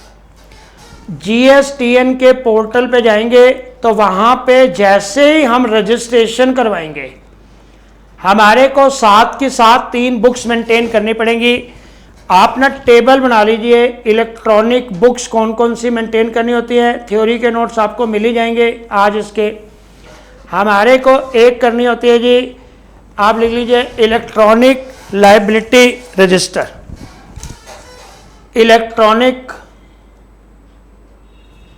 लायबिलिटी रजिस्टर क्या होता है मैं अभी बताता हूँ जी। एक हमारा होता है जी electronic credit ledger. Electronic credit ledger. Third हमारा होता है जी electronic cash, you can say electronic cash ledger. Electronic cash ledger क्या क्या होते हैं जी वो मैं आपको बताता हूँ। सबसे पहले हम करते हैं जी what is called electronic liability register. Electronic liability register, फिर उसके बाद लिख लीजिए इलेक्ट्रॉनिक क्रेडिट लेजर, और उसके बाद लिख लीजिए इलेक्ट्रॉनिक कैश रजिस्टर। तो इलेक्ट्रॉनिक सबसे पहले हम करेंगे जी इलेक्ट्रॉनिक लायबिलिटी रजिस्टर क्या होता है। आप कहते हो जी इसमें सब ब्रीफ लिख लीजिए, फिर मैं अभी सेक्शन वाइज लिखवा देता हूँ। All the liabilities including tax, interest, penalty are to be debited in electronic liability register. Liability का मतलब क्या है जी, आपकी लायबिलिटी क्या है, आपको गवर्नमेंट को कौन कौन सी पेमेंट करनी है। या तो आपको गवर्नमेंट को जीएसटी पे करना होगा, या आपको गवर्नमेंट को कोई इंटरेस्ट पे करना होगा, या कोई पेनल्टी पे करनी होगी, कुछ ना कुछ पे करना होगा। तो एक बार मैं इसको डिटेल में लिखता हूँ जी। सबसे पहले आप लिखो जी electronic liability calculate, electronic liability register, पढ़ा से पढ़ा, कैलकुलेटर पढ़ा, वही ढूंढ रहा था मैं। इलेक्ट्रॉनिक लायबिलिटी रजिस्टर, आप लिखो जी इलेक्ट्रॉनिक लायबिलिटी रजिस्टर क्या है जी। Number 1, it is called GST PMT 01 register. GST में पेमेंट करने का register number 1, it is called GST PMT 01। Number 2, all the tax payable, interest payable and any liability is to be debited in this register।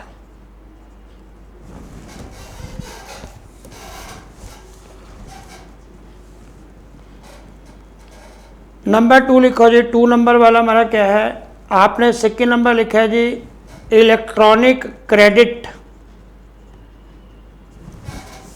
Electronic credit ledger. Credit का मतलब क्या होता है जी, जो जो चीज़ें आपने गवर्नमेंट से लेनी है वो सब इस रजिस्टर में लिखी जाएंगी। इसका फॉर्मेट क्या है, कैसे बनाते हैं, मैं अभी कैलकुलेट करता हूँ जी। आप लिखोगे जी it is called GST PMT 02 register. इसका फॉर्मेट क्या भी बना रहा हूं जी मैं। Number 2, all ITC eligible for availment, all ITC eligible for availment are credited in this register। Third number पे क्या लिखेंगे जी, इलेक्ट्रॉनिक कैश लेजर।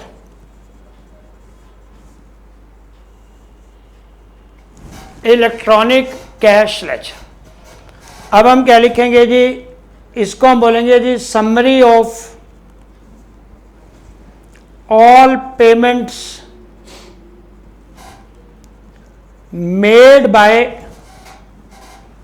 सप्लायर। अगर हम कभी भी कोई पेमेंट करते हैं, किसी भी तरह की कोई भी पेमेंट करेंगे डिपार्टमेंट को, तो हमारे वो इस रजिस्टर में एंटर होगी। Number 2, it is credited with all deposits and debited with interest, fee, charges, penalties, etc। Third लिखोगे जी, it is called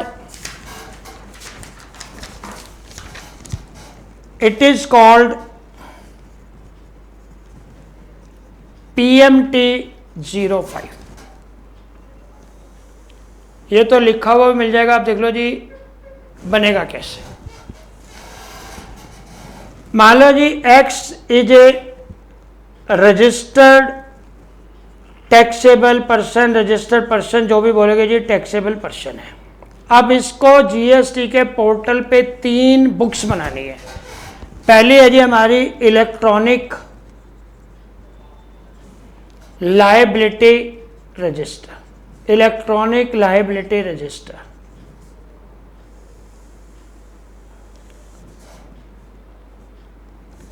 इसमें आप क्या करोगे जी, मैंने कहा जी जितनी भी लाइबिलिटीज हैं, ऑल लाइबिलिटीज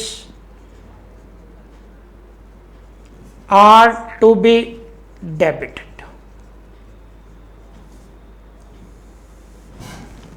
अभी हम करते हैं जी एंट्री कैसे करेंगे, और इसको हमने क्या बोला जी, PMT01। This is called PMT01। वो आपसे पूछेगा जी व्हाट इज PMT01, तो ये PMT01 है, GST PMT01। PMT मतलब पेमेंट।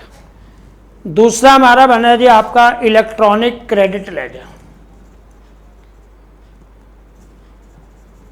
इलेक्ट्रॉनिक क्रेडिट लेजर, इसमें क्या होगा जी, सारी क्रेडिट एंट्रीज होंगी। आप क्या करोगे जी, ITC eligible for availment,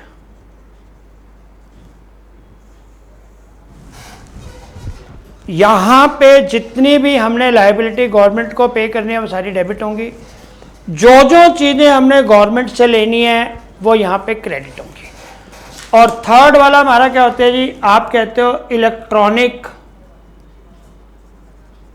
cash ledger, इसको बोलते हैं जी PMT05। ये लिखा आपने PMT05। इसमें क्या होगा जी, दोनों चीजें हो जाएंगी जी, डेबिट भी होगा क्रेडिट भी होगा।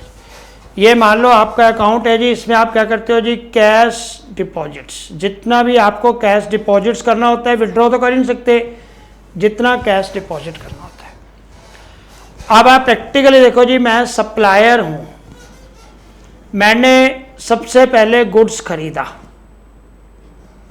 मैंने लिखा जी goods purchased from Y for ₹70 lakh, और GST का रेट क्या है जी 12%। आप देखो जी, मैं बुक्स में क्या एंट्री करूंगा, 70 लाख रुपए का मैंने माल खरीदा है, 8,40,000 रुपये का मैंने GST पे किया, और मैं पेमेंट करूंगा जी अपने सप्लायर को 78,40,000 रुपये। जनरल एंट्री गलत हो तो बता देना, क्योंकि मेरे को अकाउंट्स बहुत ज़्यादा आता नहीं है। 70 लाख रुपए की गुड्स को डेबिट किया, 8,40,000 का GST को डेबिट किया, 78,40,000 बैंक कर देंगे। अब ये तो क्या हो गया सर, मैं अपने गुड्स को डेबिट कर दूंगा, 8,40,000 रुपये का मैं ITC बुक कर लूंगा। ITC की बुक का मतलब है जी इलेक्ट्रॉनिक क्रेडिट लेजर में मैं लिख लूंगा जी, this is calls for CGST और SGST। इनवॉइस नंबर वगैरह क्या था मेरा, 4,20,000 रुपये का मैंने CGST लेना है गवर्नमेंट से, 4,20,000 का मैंने SGST लेना है गवर्नमेंट से। तो मैंने इसको इलेक्ट्रॉनिक क्रेडिट लेजर में क्रेडिट कर दिया। मैंने गवर्नमेंट से लेना है, लेना है मतलब मैंने क्रेडिट में लिख दिया कि मैंने गवर्नमेंट से CGST 4,20,000 रुपया और SGST 4,20,000 रुपये लेना है। अब आप आ जाओ जी, मैंने क्या किया, इस माल को 70 लाख का मेरा माल था, 20% मैंने प्रॉफिट ऐड किया। आप हमेशा करते आ रहे हो, इतने टाइम से हम GST पढ़ रहे हैं। 84 लाख रुपए का माल मैंने सेल किया किसी जेड पार्टी को, 84 लाख के ऊपर मैं GST लूंगा जी, 12% का रेट है ना, तो 84 लाख के ऊपर 6% तो मैं लूंगा CGST, 6% SGST, 5,04,000 रुपये का CGST, 5,04,000 रुपये का SGST में लूंगा। अब एंट्री क्या हो जाएगी जी, इस 5,04,000 को मुझे CGST जमा करना है, ये 5 लाख मुझे SGST जमा करना है। जो मैंने गवर्नमेंट को देना है वो मेरा कहां पे आएगा जी, इलेक्ट्रॉनिक लायबिलिटी रजिस्टर। तो मैं क्या लिखूंगा जी, CGST मुझे कितना देना है, CGST देना है जी 5,40,04,000, SGST मुझे कितना देना है जी 5,04,000। तो जब मैंने गवर्नमेंट को देना है तो मैं यहाँ एंट्री कर लूंगा, जब मैंने गवर्नमेंट से लेना है तो यहाँ एंट्री कर लूंगा। सपोज मेरी पूरे महीने में कोई भी ट्रांजैक्शन नहीं हुई, अगर मेरी पूरे महीने में कोई भी ट्रांजैक्शन नहीं हुई तो मैं महीने के बाद क्या एंट्री करूंगा जी, मैं महीने के बाद एंट्री करूंगा कि मेरे को देखो जी, हम क्या करते हैं जी, इनपुट और यहां पे मैं लिखता हूं जी पेबल। इनपुट में क्या है जी मेरा CGST है जी 5,04,000। SGST स्पेस दे देना थोड़ा सा 5,04,000। अब CGST के अगेंस्ट में कौन सी पेमेंट कर सकता हूं? सबसे पहले CGST और उसके बाद IGST। CGST मैंने कितना पे करना था? CGST देखो जी मैंने पे करना था 4,20,000। IGST कोई पे नहीं करना था। 5,04,000 में से, सॉरी मैंने उल्टा लिख दिया, इनपुट है जी मेरा 4,20,000, सॉरी इनपुट, और ये हो गया जी पेबल। मैंने CGST इनपुट कितना है मेरा 4,20,000 और SGST कितना है जी मेरा इनपुट है 4,20,000। मुझे पे कितना करना है 5,04,000 और पे कितना करना है 5,04,000। अब CGST के अगेंस्ट मैंने पहले CGST पे कर दिया 4,20,000 का, बाकी पेबल कितना हो गया जी 84,000। अब ये SGST के अगेंस्ट मैंने SGST पे कर दिया और बाकी मुझे पे कितना करना है जी 84,000। अब प्रॉब्लम है जब मैंने 84,000 ये पे करना है 84,000 ये पे करना है, तो कैसे पे करूंगा? वो मैं अपने इलेक्ट्रॉनिक कैश लेजर उसमें अपनी एंट्री करूंगा। इलेक्ट्रॉनिक कैश लेजर हमने अभी बनाया था, तो इलेक्ट्रॉनिक कैश लेजर में हमारी एंट्री होगी जी, और इलेक्ट्रॉनिक कैश लेजर में हमारा पैसा जमा हो जाएगा। हमने कहा जी इलेक्ट्रॉनिक कैश लेजर में आपने क्रेडिट कर दिए जी, कितने पैसे जमा करवाए? आपने जमा करवाए जी 84,000 CGST के लिए और 84,000 रुपये कितने थे, कहाँ चला गया?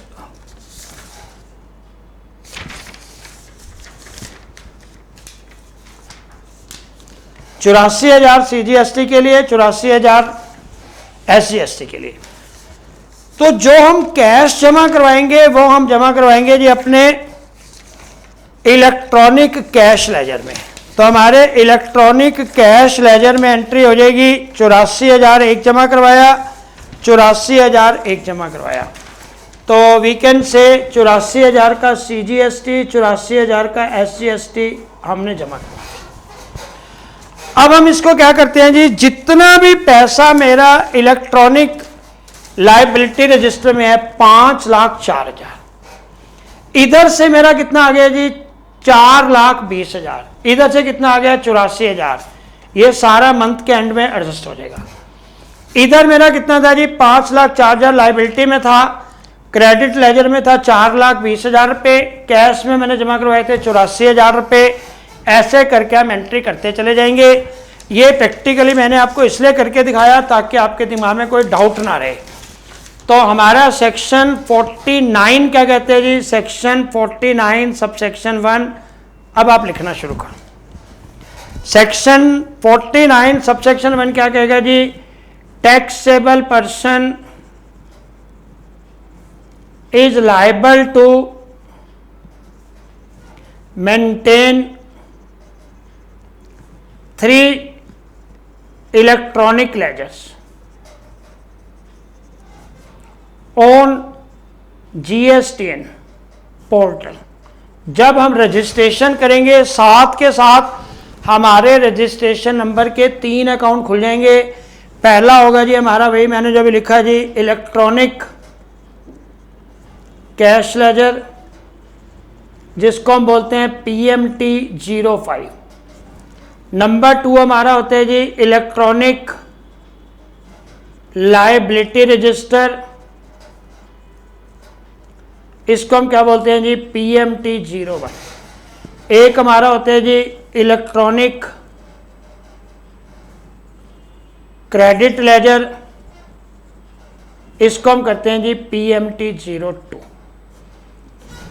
अब आपने क्या किया, जो इलेक्ट्रॉनिक क्रेडिट लेजर है, जितने भी हमारी ITC हैं, जितने हमको ITC मिलनी है to be credited to this account, जितनी हमारे को लायबिलिटी पे करनी है, चाहे हमने GST पे करना है, चाहे हमने CGST, SGST, चाहे हमारे ऊपर कोई इंटरेस्ट लग गया, चाहे हमारे ऊपर कोई पेनल्टी लगी, डिले वगैरह हुआ था, गवर्नमेंट ने कोई भी फीस लगा दी, वो सारी की सारी लाइबिलिटी रजिस्टर में डेबिट होती चली जाएंगी। और जो हम कैश जमा करवाएंगे, जो हमारे को गवर्नमेंट को कुछ भी देना था, तो हम किस में जमा करवाएंगे जी? इलेक्ट्रॉनिक कैश लेजर में जमा करवाएंगे। ये हमारा सेक्शन 49 कहता है जी हम बुक्स को कैसे मेंटेन करेंगे। 49A, 49B वही दो चीज़ें कहते हैं जो मैं आपको बहुत बारी बोल चुका हूँ। सबसे पहले मैनर ऑफ यूटिलाइजेशन, तो वो आप लोग बहुत बारी कर चुके हो। सबसे पहले IGST का जो इनपुट है उसको एडजस्ट करेंगे, और जब IGST का इनपुट एडजस्ट करेंगे उसके अगेंस्ट पहले IGST क्लियर होगा, बाद में आपकी मर्जी, चाहे CGST करो चाहे SGST करो, it is up to you. दूसरे नंबर पे आप CGST एडजस्ट करोगे, उसके अगेंस्ट पहले CGST होगा, उसके बाद IGST होगा, इसके अगेंस्ट SGST नहीं हो सकता। थर्ड नंबर पे आप करते हो जी SGST, उसके अगेंस्ट पहले SGST होगा, फिर IGST होगा, इसके अगेंस्ट CGST को हम एडजस्ट नहीं कर सकते। सेक्शन 49A कहता है पहले कौन से इनपुट को एडजस्ट करना है, और सेक्शन 49B कहते हैं जी उसके अगेंस्ट पहले क्या करना है। जैसे सबसे पहले IGST के इनपुट को खत्म करेंगे, उसके अगेंस्ट क्या क्या करेंगे, बहुत बारी क्वेश्चन कर चुके हो। पहले एडजस्ट किसको करेंगे, उसके अगेंस्ट क्या करेंगे, सेक्शन 49A और सेक्शन 49B। अब हमारा सेक्शन 50 क्या कहता है जी? सेक्शन 50 ये कहता है, देखो सबसे बड़ी प्रॉब्लम ये है, सेक्शन 50 ये कहता है कि जो पैसा हमारे इलेक्ट्रॉनिक क्रेडिट लेजर में है, भाई ये लास्ट पॉइंट समझोगे तो थोड़ा लॉजिक समझ में आएगा। इलेक्ट्रॉनिक क्रेडिट लेजर में यहां मेरा पड़ा हुआ है जी, मैंने SGST लेना है 90,000 रुपया, और SGST मैंने लेना है जी गवर्नमेंट से 90,000 रुपया, IGST मैंने गवर्नमेंट से लेना है जी मान लो 1,40,000 रुपया। अब मैं आता हूं जी इलेक्ट्रॉनिक लायबिलिटी रजिस्टर पे।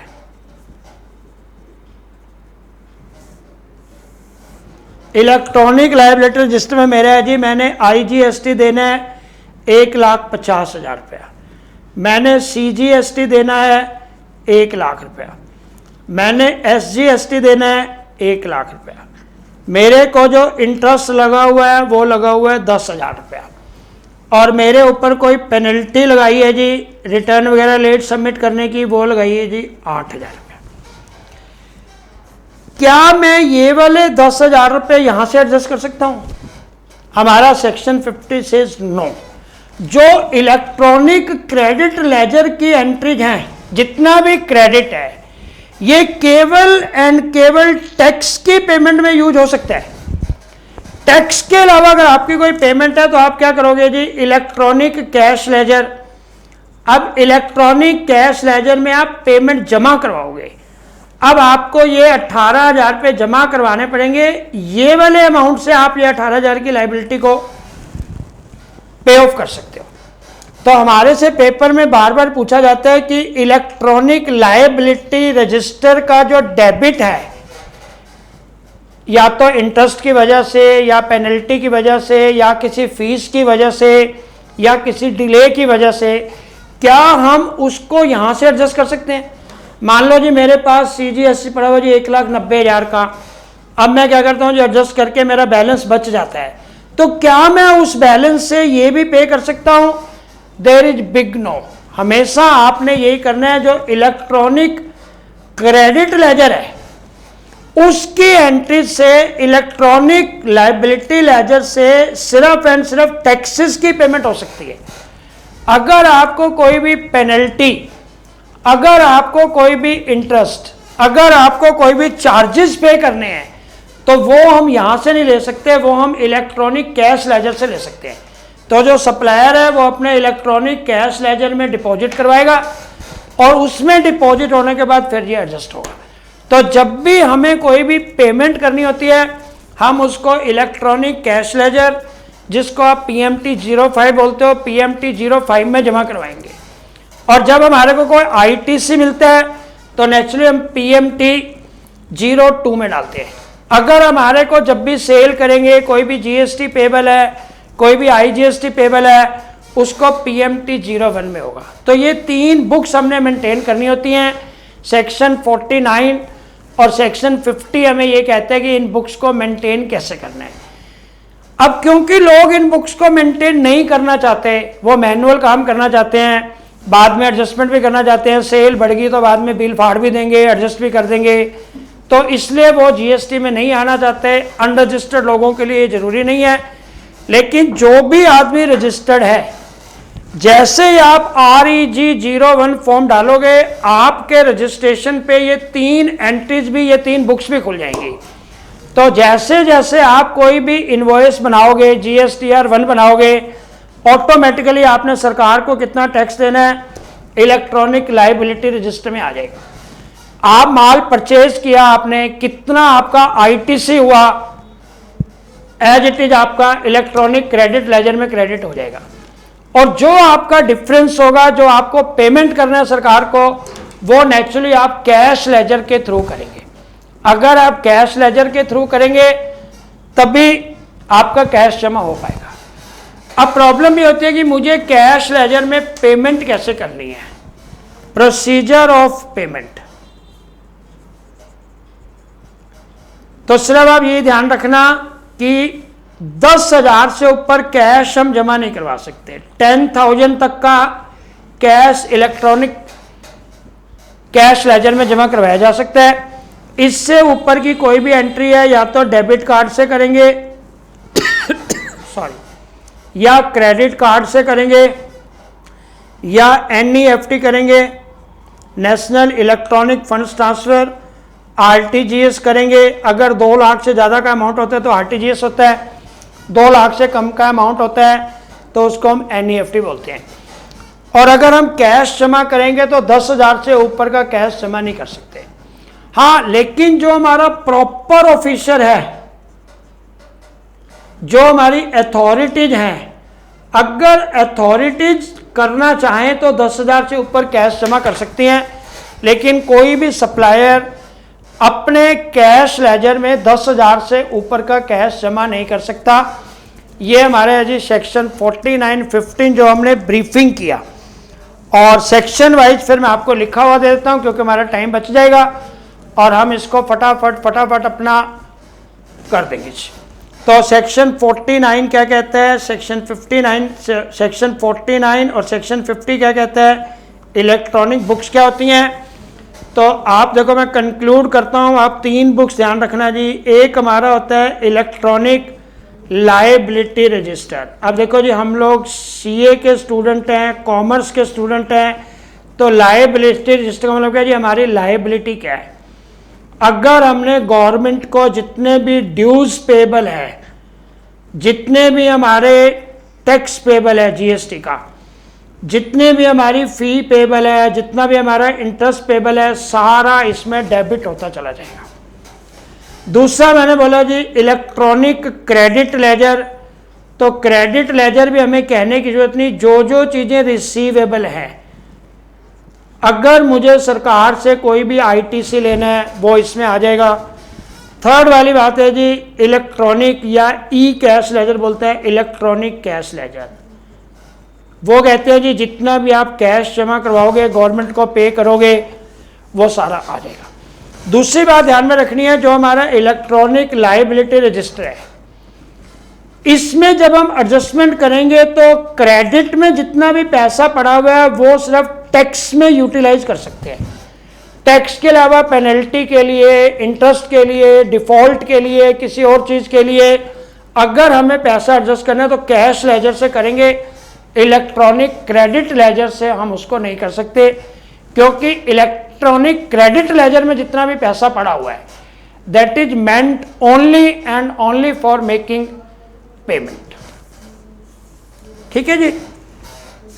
तो आप देख लो जी, सेक्शन 49 क्या है, सेक्शन 50 क्या है। सेक्शन 49 में सबसे पहली बात वो कहते हैं जी maintenance of books. Maintenance of E books कैसे कैसे मेंटेन करनी है, कैसे कैसे एडजस्ट करनी है। और 50 में वो ये कह रहा है कि हम इसकी एडजस्टमेंट कैसे करेंगे, इलेक्ट्रॉनिक क्रेडिट लेजर से कैसे एडजस्टमेंट करेंगे, इलेक्ट्रॉनिक लायबिलिटी में कैसे करेंगे, और ई कैश लेजर में कैसे एडजस्टमेंट करेंगे, वो सब चीज़ें सेक्शन 50 में बताते हैं। सेक्शन 50 ये भी कहते हैं जी, जैसे हमारा डिफ़ॉल्ट है किसी भी चीज़ का, हम मान लो रिटर्न में देर लगाते हैं, तो नेचुरली हमारा जो इंटरेस्ट का रेट है दैट इज 18%। अगर मैंने मान लो रॉन्गफुली, क्या बोलेंगे उसको, आईटीसी ज़्यादा क्लेम कर लिया, मेरा आईटीसी बनता है 2 लाख का, मैंने क्लेम कर लिया जी 3 लाख रुपए का, रॉन्गफुली मैंने आईटीसी ज़्यादा क्लेम कर लिया है, नेचुरली गवर्नमेंट वापस तो ले ही लेगी, उस केस में रेट ऑफ इंटरेस्ट हो जाएगा जी 24% का। अगर हम कोई भी रॉन्गफुल क्रेडिट ले लेते हैं तो रेट ऑफ इंटरेस्ट लगेगा 24% का, और अगर हमारा कोई डिले हो गया, डिफॉल्ट हो गया, तो रेट ऑफ इंटरेस्ट लगेगा 18%। जितना भी इंटरेस्ट लगेगा सारा हमारा इलेक्ट्रॉनिक लायबिलिटी लेजर में डेबिट होता चला जाएगा, जितनी हमारी पेनल्टीज लगनी है सारी इलेक्ट्रॉनिक लायबिलिटी लेजर में डेबिट होती चली जाएंगी। जब हम उसकी पेमेंट करेंगे, जितने टैक्स की पेमेंट है वो तो हम इलेक्ट्रॉनिक क्रेडिट लेजर से भी कर सकते हैं, लेकिन बाकी सब चीज़ों के लिए हमारे को कैश जमा करवाना पड़ेगा, और कैश जमा करवाना पड़ेगा तो हमारे को ई कैश लेजर जो है, इलेक्ट्रॉनिक कैश लेजर है, वहाँ जमा करवाना पड़ेगा। और जितनी भी हमारी डेफिशिएंसी होगी, हमें लेना कितना है, हमें देना कितना है, जो भी हम कैश जमा करेंगे सारा इलेक्ट्रॉनिक कैश लेजर के थ्रू जमा करेंगे। ये हमारा होता है जी मेंटेनेंस ऑफ ई बुक्स। तो मेंटेनेंस ऑफ ई बुक्स में सेक्शन 49 क्या है, सेक्शन 50 क्या है, मैंने क्लियर करने की कोशिश किया जी, सेक्शन 49, सेक्शन 50। और अब हमारा जो रहता है जी, एक तो सेक्शन 31, सेक्शन 31 होता है जी इनवॉइस, और एक हमारा रहता है जी जीएसटीआर फाइलिंग। ये 2 चीज़ें रहती हैं। इसके अलावा मेरे ख्याल ई वे बिल भी शायद हमारे सिलेबस में इस पर ही होगा, तो 15 मिनट का काम है, ई वे बिल भी कर देंगे। ये 3 छोटे छोटे कॉन्सेप्ट रहते हैं, तो मैं नेक्स्ट क्लास में कोशिश करूँगा कि इन तीनों के तीनों कॉन्सेप्ट्स को क्लियर करूँगा। और आज मैं यहीं कंक्लूड करता हूँ, और आपको थोड़ी सी शॉर्ट नोट्स वगैरह, समरी वगैरह बना के भी देंगे, और अगली क्लास थोड़ी लंबी करेंगे क्योंकि ये कॉन्सेप्ट क्लियर करके थोड़ा असाइनमेंट भी करेंगे। उसके बाद फिर आपसे जो भी बातचीत करनी है बाद में देखा जाएगा। आज के लिए बहुत बहुत धन्यवाद जी। और आपने बहुत अच्छे तरीके से सेक्शन 16 से लेके सेक्शन 18 तक के जितने प्रोविजन सब पढ़ने भी हैं, और असाइनमेंट वगैरह भी करना है जितना भी हमारा। Thank you ji.